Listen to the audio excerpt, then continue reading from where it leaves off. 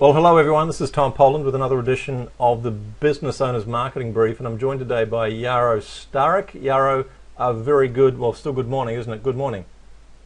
Yes, Tom. Yes, good morning to you too. Yaro and I are not too far apart geographically. We're both sweltering in the Queensland heat, where it's right now it's 34.6 degrees up here, so probably a couple of degrees warmer where you are, Yaro. Yeah. Hey, thanks for joining me. Before we start, folks, I want to introduce you to Yaro. Yaro Starak is the author of Blog Profits Blueprint, founder of the entrepreneurs/journey.com blog. Now, if you're going to go and search for Yaro, you can do a Google search because there aren't too many Yaro Staraks in Australia or New Zealand or even the US or the world, probably Starak. But you can also go to blogprofitsblueprint.com. Okay.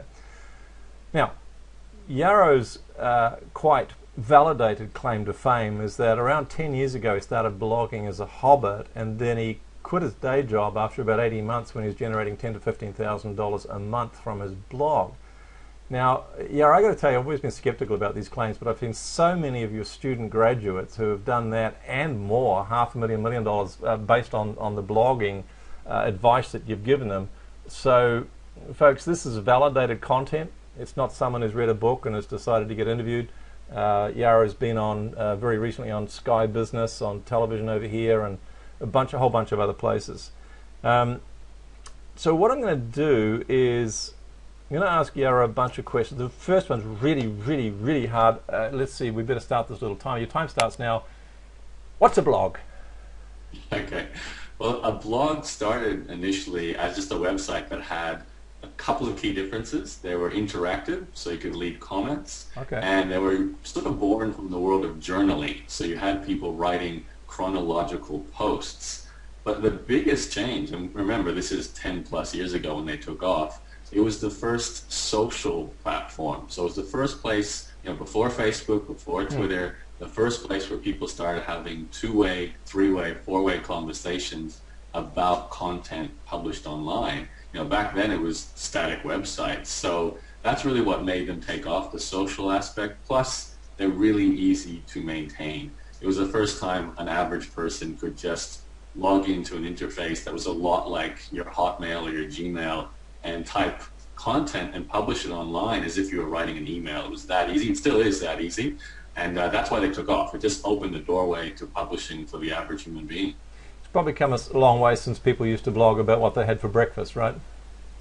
Oh yeah, I mean it quickly became a business tool. Yes. I think Okay. because blogs rank so well in search engines, businesses grabbed onto it. Well, let's start. Well, let's carry on. So I should say, by how do you make money from blogging? Then we'll go to maybe some other business types.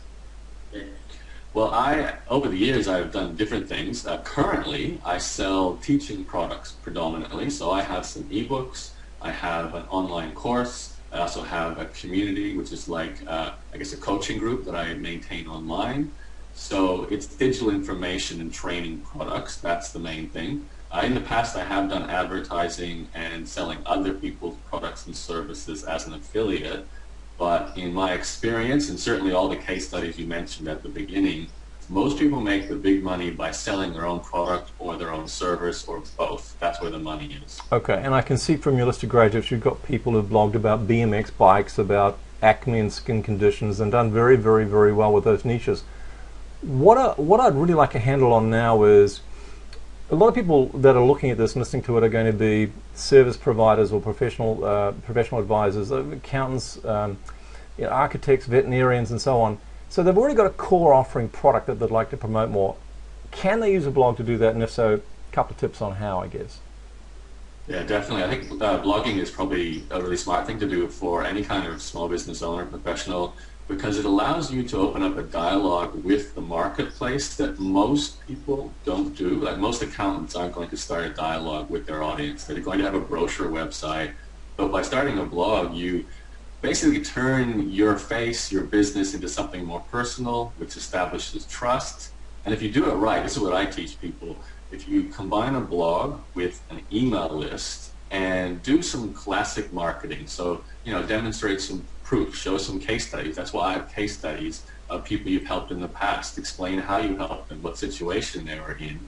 And if you use email along with the blog to sort of automate the delivery of that, your blog and your email list can actually become like an automated selling machine. And it sounds a little cliche to use a phrase like that, but if you can imagine, people are looking for an accountant. Let's go with that example. Noosa or Brisbane accountant, and they find a bunch of static basic websites, and then they find one guy or one girl with this blog talking about what they've done for other companies, their own personal beliefs about business, and then have this free email course on how to do something regarding maybe tax savings.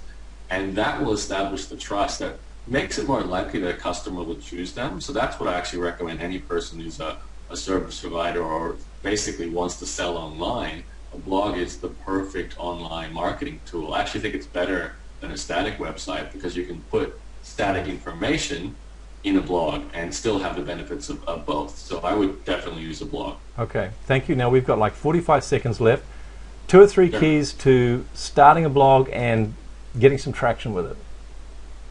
Well, the email list is the first thing. To obviously have a blog and have an email list. The next thing is to think about, what does your audience most commonly come to you and ask for help with? That would be the information I would create first. So you have somewhere to send people who are maybe not ready to buy, just want to learn a bit about what you do. Think about the most common questions and produce some blog posts, produce some video, produce some audio, whatever you're good at, and publish that on your blog. And that's a first step for them to go through with your online presence, which will very likely lead to them choosing you when they're ready to buy something. It's a simple process. Good content, blog, email, and you've got a funnel, a basic online business funnel to get started with.